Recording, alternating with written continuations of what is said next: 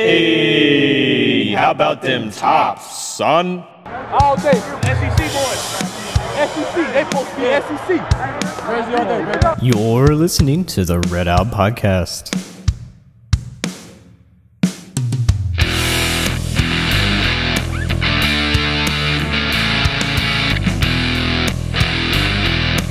Hello everyone, and welcome into a Red Out short clip here.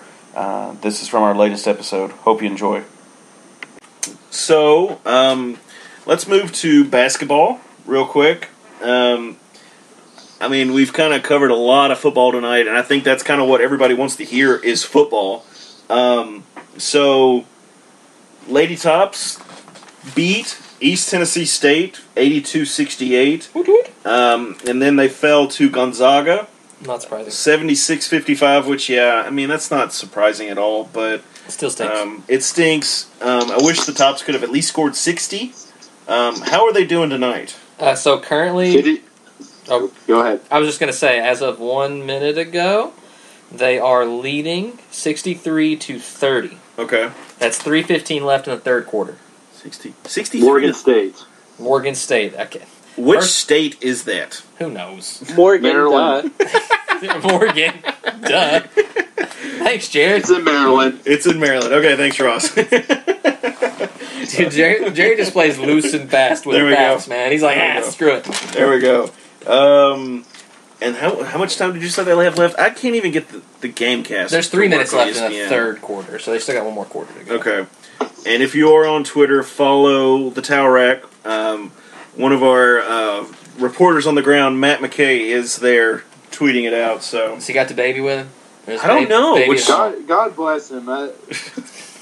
God bless him is I love right. Lady Tops, but I don't think I can go to as many games as he does regularly, especially against Morgan State. Well, not only that, but dude brings an infant with him.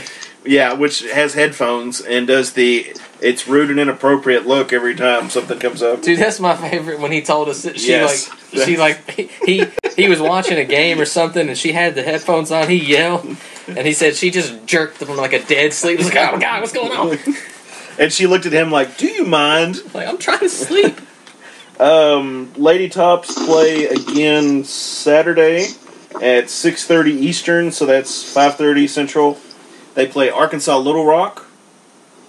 Then they, Old Sunbelt matchup. I was about to Yeah. say, that sounds familiar. That's Sunbelt, ain't it? I guess so. I didn't know Little Rock was in the Sun Belt, but I think so, yeah. I've been out of the Sun Belt too long. Then we play Bellarmine like a week later, so the Tops have a long break there till they play again. They play that'd be next Saturday on the 8th at 3 o'clock, 2 p.m. Eastern.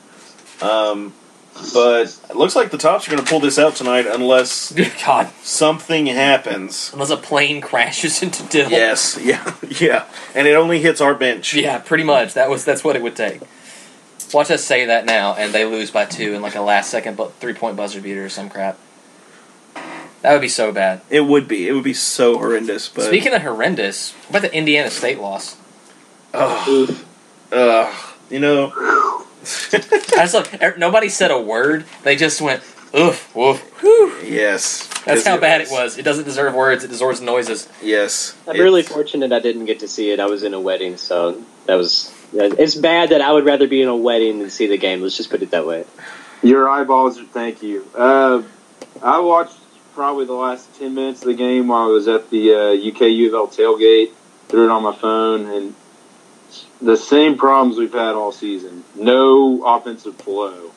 I read an analysis on one of the message boards or whatever, and we played fine defensively. I mean, I think they had some guys hitting threes, but we literally could not score. Couldn't get the ball into Bassey. Couldn't do anything. And I think because of that, Stansbury's hit the reset button. He said, Josh Anderson, you're not playing the point guard anymore. So, Which I thought was an interesting experiment to begin with.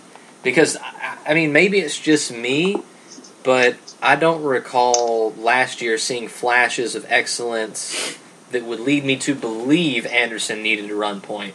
Like, absolutely, power at the 3, at the 2, a really good kind of, like, energy guy who maybe if he got a jump shot down could really do some damage. But I just didn't think he would be a point guard. And then when they started him as point, like, what has happened in the offseason? Nothing, apparently. He just didn't have anything else to turn to. Yeah. I think that was a desperation Bearden, come play. back. Yes, we definitely need Bearden back. And Banton learned to be a better point guard. Yeah. Apparently they're having tryouts, and Jared is going to go try out for the point guard position. Right. So he promises to pass the ball and go 1 from 27 for 3. Yeah, at I'll least. remember you guys when I'm in the league, I promise. Yes. So how bad does this loss hurt our at-large chances? Let's be honest. There was no at-large chance to begin with, in my opinion. I mean, that's going to be so hard, especially with the new net system. I don't know if you guys have seen that yet. Yeah, but really they had it's such a small sample number size. one. I think on you one of avoid the ones that they had. the bad so losses like that. Then you let's say you beat West Virginia, Arkansas, Wisconsin. They could have easily had an at-large seat or spot. I mean, it's going to depend on how they play the rest of the season. Beginning at the start of the season, I thought at-large was possible if you could go out and get 2 out of the 3 what I consider big wins. Right? I'm sorry, Arkansas. I have no idea about your basketball program. I assume it's not that good. 5-1 right now. Really? Beat Indiana, yeah.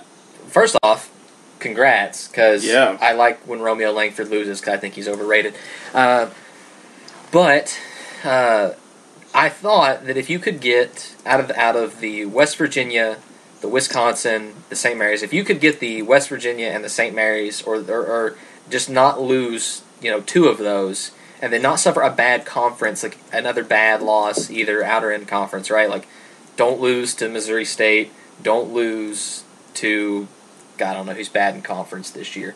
Don't UTSA. Yeah, like don't lose to the raging Roadrunners, and you can have an at-large shot coming in at like the 11 and 12 range. Now, if you do not so now you got to beat all the Power 5 non-cons, right? Or Power 6 if you count St. Mary's. So you got to win all those, and you cannot suffer a devastating loss.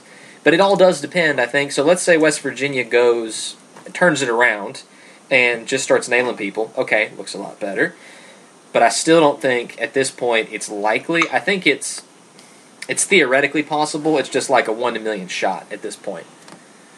And I'd also like to say that right now St. Mary's has the same record as Western, so it's not like they're doing very good this year either, in terms of what they usually are. Right, so it's one of those things, like even if you go on Belmont, on the other hand, is turned into St. Mary's, so, I mean... Yeah, that Belmont's that's always a meat a grinder game. down there in Nashville. Which, by the way, considering that Western, for some reason, cannot learn to defend the three-point shot, I mean, I know that Indiana State did not score a lot of points, but they shot 50% from 3. And the team we're about to play shoots only about 33% from 3, but they take a stupid amount of 3 shots. Like, they had a game earlier in this year, so Tennessee State, right, where out of their, 61 shots, 35 of them were from 3. Yeah. What is it with these Nashville schools and just shooting threes relentlessly? I don't know. So their top 3, they have 3 scorers that average double digits. I'm not even going to go into who they are because I don't care. One of them shoots almost 40% from 3. Another one shoots almost, and this is going to blow your mind, 70% from 3. Wow. Like, no lie, I'm sitting there looking at their stats, and he shoots .691 from the arc currently. Now, he's only averaging Tennessee State's not very good, but they did cover the spread against Kentucky. They did, so good for them, but it just always, one of the things, it's a bugaboo of a Stansbury defense for some reason, when he's been at Western, is not being able to defend the 3.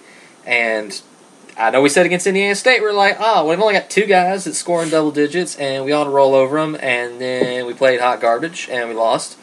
So, in my mind, it is not out of the realm of possibility to suck it up and allow them to shoot 62% from 3 and drop this one. Like, should they? No. Do I think they will? No. But again, I think it's in the realm of possibility, and we need to reevaluate how the team is playing right now. Yeah, I mean, I think Charles Bassey's going to have several rebounds at least. Yeah. For the 3. I don't know if you. What about Jared's piece? Jared, what do you think that's really wrong with this team? Well, in the article I just had on the Towel Rack and everything, I've mostly just talked about what I saw were the main issues, and we're kind of dissecting what's kind of gone wrong early this season. And it just all stems from the youth of the team, honestly. Just the lack of experience the majority of the players have, the lack of consistency they have playing together. They haven't had much time to do that. We have 2 seniors on the team.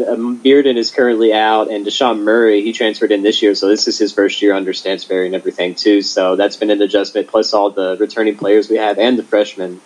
That was the main thing that I see as kind of the issue, is that when you have a young player, they're not going to be very consistent. And the more inconsistent players you have like that, just the more inconsistency there's going to be overall, especially defensively, too. I mean, I've seen a lot of missed assignments and, of course, the three-point issues that still remain. So, I mean, the youth is the main issue. Once these players actually kind of figure out what the heck they're doing, like Banton. I mean, Bassey's been pretty consistent for the most part. I know the Valpo game he didn't do too good, but especially once he gets that knee brace off, too, that's going to help a lot. But the bench especially, we've only had, one game where the bench had 10 total points, which is pretty bad.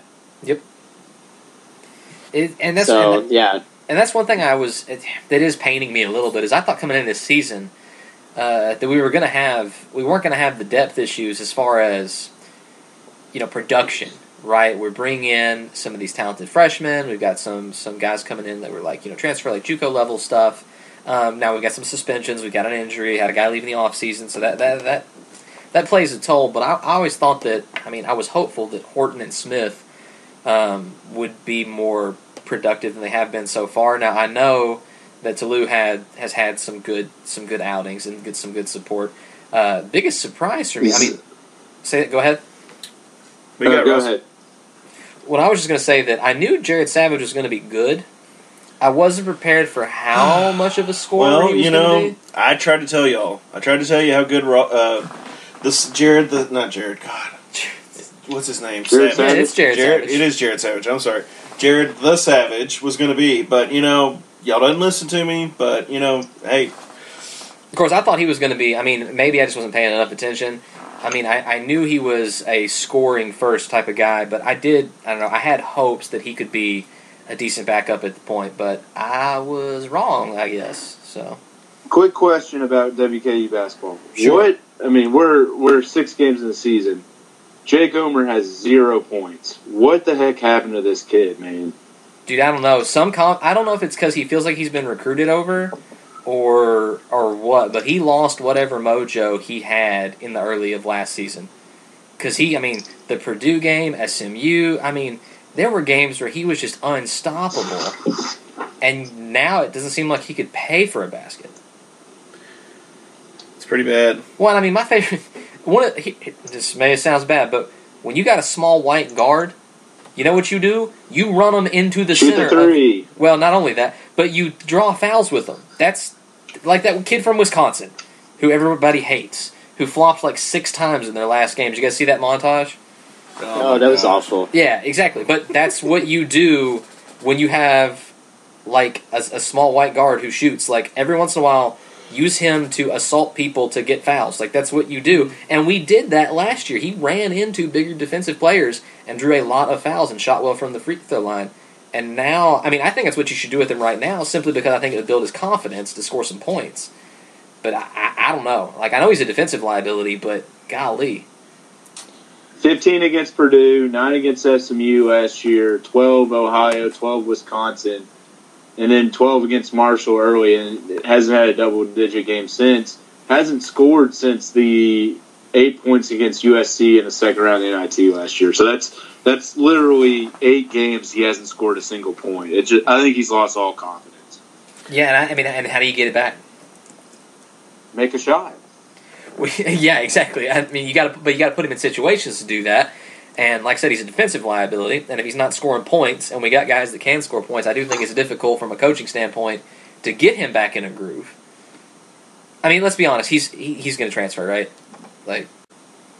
It's what or it looks become like. a walk-on. Yeah. Yeah, well... And with the scholarship situation, he may already be one. I was going to say, can you downgrade somebody to a walk-on? Yeah, you can. Yeah. Oh my gosh, that would be... Yeah, you can move them up and down. There is a rumor around football that somebody got downgraded the last week of practice, and I think that's BS if that's true. It happens. It happens all the time. Well... It does suck, though. It does suck for the kids. Yeah. Because...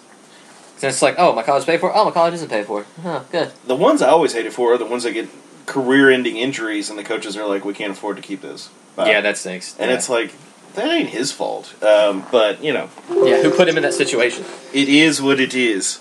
Yeah, Jake's let his computer go to sleep. There we go. It's all good. I get on a rant. Yeah, no, it's all good. It's using all good. small white guards as foul producers, whatever. Yeah. It's a good strategy. Yeah. Why didn't we hack a Shaq taco foul? I mean, Horton could have been just 5 easy fouls there. That would have been nice. That's true. That's true. Though I'm not necessarily sure it was Taco that beat us. I think it was probably closer to the 50% we allowed from 3. Yeah, it was the coach's son that beat us. The coach's son. I didn't know Dabo coached that team. I'm glad Ross got the one chuckle. There we go. No, well, Yep. Devin's over here playing with Travis Helton's Twitter. So I am not. You know what? Okay, so basketball, we're going to play East Tennessee, or not East Tennessee. We're going to play Tennessee State. We better beat them. If we don't, I don't know. Everybody's going to be real pissed, and we're going to try to. It's at home. I'm not worried about that. I think the next Tuesday or when we play Missouri State, which will be before you guys record again, if we don't come out ready to win that game, then we know where we're going to be this season. You can right the ship. You can write off one bad loss. But if they don't come out ready on the road in Springfield, Missouri, I think. Yep. Yeah, it is. Then we'll know where we stand. So I've actually been to Springfield, Missouri. What's in Springfield, Missouri? Missouri. They used to be Southwest Missouri State, and then they changed it to Missouri State. But we played them in football this fall of 2006, and I got to go. Gateway Conference. Yes, it was. It was a god-awful trip. One of our, quote, star receivers, Curtis Hamilton, dislocated his elbow, and I got to awkwardly help him get dressed. Which, by the way, if you're the male trainer, that's your job. Help him get dressed? Yeah, if you're the student male trainer, you're supposed to help them shower, which is me standing outside holding the towel, because I ain't going in there, I'm sorry. And then you help them get dressed, which is you with your back to them trying to grab their shorts because you don't want to be like, you know. Get an eyeful. Yeah, no. They're not shy. Well, I mean, it's kind of part of being an I athlete. picture you in that, what was that movie with Owen Wilson, Hall Pass, like when they get in the hot tub? I picture that was you, Devin. It probably was. Yeah. I can't think of the specific scene you're talking about, but yeah. Don't make eye contact. Yeah, exactly. So that's all I've got. Do you guys have anything else for basketball? Not really. We'll see what happens to it's Saturday. Whatever day it is. Words yeah, are it's hard. Saturday. Words, yes. Words, the English, it is the difficult. I think we should brag on It's Jared another for Travis Helton moment. Yeah, That's what I'm going to start calling those, just Travis Helton moments. that's right. Yes. I think we should brag on Jared's piece a little bit. It was a masterpiece. It was a beautiful piece written. And Ross can go eat it because his was relevant. Is that what you're saying? I'm not. I didn't say that about Ross's piece. I think Ross's piece was well written, of course. Well written, but again, he's beating around the bushes. It's It bad was timing. irrelevant. It was well. Who knew that Western was going to hire that quickly, though? Nobody bet on that.